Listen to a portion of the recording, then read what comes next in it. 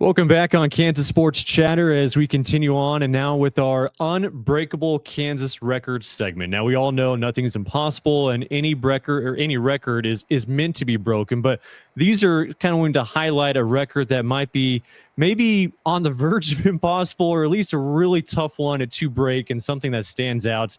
And again, to help us with this segment, Jeff Bollig, with the Vice President of the Kansas Sports Hall of Fame, joining us. Jeff, appreciate the time, and we got a good one here today to talk about one of the tougher records out there, not only in the state of Kansas, but a guy that's one of the most decorated tracksters in the entire country, maybe the world, especially at his time in the 1960s, Jim Ryun. You talk about one of the greats. So we got one here today. Right. Well, it's amazing when you think about it. How would you like to be a runner in Kansas in the 60s and 70s? And you look across, and Jim Ryun's right there getting ready to run. And the thing about it is Kansas, and especially the small Kansas schools, Emporia, Pittsburgh, Fort Hays. I'll put a plug in for John Mason, who was one of the top three milers, won the World University Games in 1968. But you have Jim Ryun sitting right there, and those guys who ran in those smaller schools didn't get the credit they deserved because they were excellent. But you look back at Jim Ryun, and he was named Sports Illustrated's high school athletes of all time. He surpassed LeBron and Tiger. How about that? Wow. He was on Sports Illustrated's cover 7 times. I believe that's the most of any track athlete at this point. And just to think that he was not a good athlete, and really maybe he was an accomplished athlete because he got cut from various teams in high school. And it wasn't until his coach, Bob Timmons, got a hold of him, and they started working out a training program.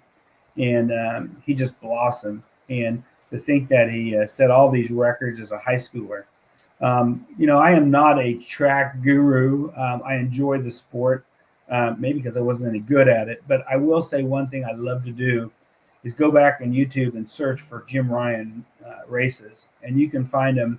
And a lot of the records were set in the summers in AAU competition in Modesto, California, or Oregon, or Bakersfield, California. And the quality of the video isn't great, but the excitement and the competition of these old black and white videos is amazing. I would encourage people, if they're bored someday, maybe when the snow's flying, just Google Jim Ryun and races and just see some of the amazing races. He sets a mile record beating New Zealand's Peter Snell, who was the Olympic champion, and Jim's in high school.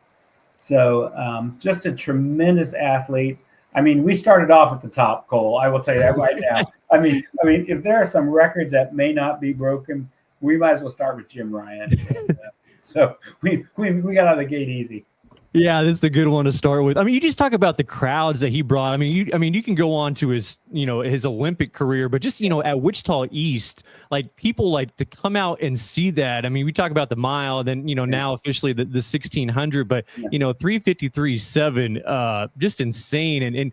And I feel like track, Jeff, over the years has kind of gone up and down with guys kind of pushing toward that 4-minute mark. But then you got, decades that they don't even sniff that type of mark. So an impressive record back in the 60s. Well, you think, he ran on cinder, he ran on dirt. I mean, he didn't have the training, support in terms of nutrition, science, medicine. You just think of all the advantages that they have today compared to now, and they're nowhere close to beating his record. So that's the thing that, usually records are made to be broken. I don't know if this one was made to be broken. I hope this show goes on forever, and the day we do it, we come back on and talk about it, because that person will be amazing. Hey, Jeff, appreciate the time, and we will talk to you next month. Okay, great. Thanks.